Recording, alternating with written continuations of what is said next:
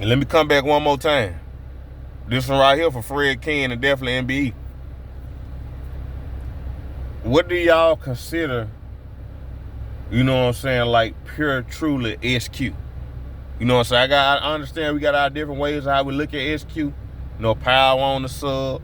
Subwoofer sides have no bearings on it, but I'm coming to it as from like a staging environment or the imaging environment. All right. So it's like, take my dashboard for example. This is how I look at SQ. If I got 3.5 or 3-inch drivers in my dashboard and on my pillars or whatever, what do I want them to reproduce like I'm at like a concert or a live band performance? Okay, down in the doors. They say that's where you need to put your kick drums or your mid bass. I'm used to solid hitting mid bass that's able to fill the cabin and shake the floorboards of a car. I'm only able to get that in a rear deck. So on the door, if mid range is able to provide me like good thump but screaming vocals, I'm alright with that because I don't like all that bass on my doors. I'm used to, you know what I'm saying, different type of bass, upper bass, mid bass, you know what I'm saying, frequencies or whatever. Upper bass, yeah, bass and mid bass frequency. Meanwhile, you'll look up pure SQ, especially Judge or whatever. They're sinking at your legs, they're sinking at your knee. You're not supposed to have it like that. So, you know what I'm saying, I get that and all, but just my take, okay. Let me try to cover the full audio frequency spectrum the way I want to cover the frequency spectrum. So if I got my dashboard, let's just say doing 200 or 300 hertz and up, not distorting the sound clear or whatever, okay, now I'm missing my mid bass and I go to the deck. Okay, the lowest my deck can reach, let's just say a good solid, it can do 50 hertz, but I just wanted to hit that 60 hertz real hard, and I want to cut that at 250 or 500 hertz before it gets to like the brilliance of the audio spectrum. You know what I'm saying? So taking over the brilliance and the diamond scene, y'all. To be honest with you, that's where I feel like you got hybrid horns, horn tweeters, mid-range horns, horn drive bullet tweeters. It's engineered and built that way for a reason. A tweeter is just not a tweeter. It's just not a tweeter. Like, I got a mid-range horn, y'all. I ain't gonna lie.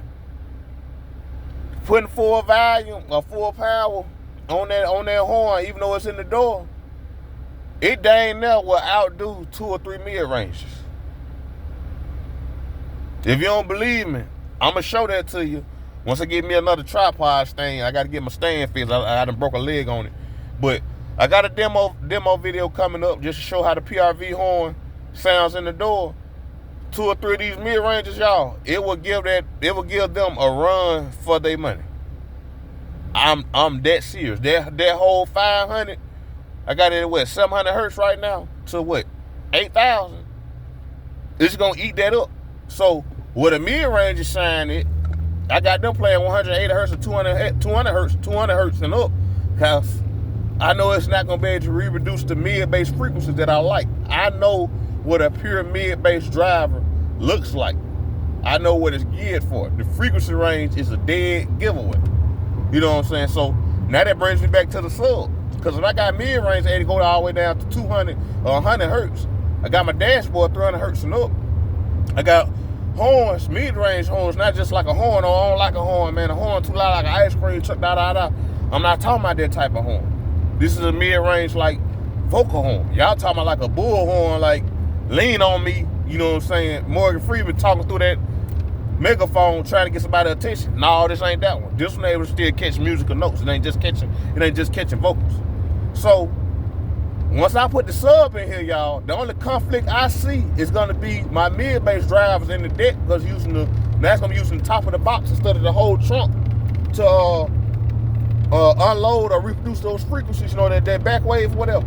That's the only thing I gotta worry about, y'all. But even with that being said, I'm getting the full audio spectrum the way I like to get it. Which brings back to my original question. How do we really gauge a pure SQ setup? Imaging, staging, or as long as you covering the audio spectrum.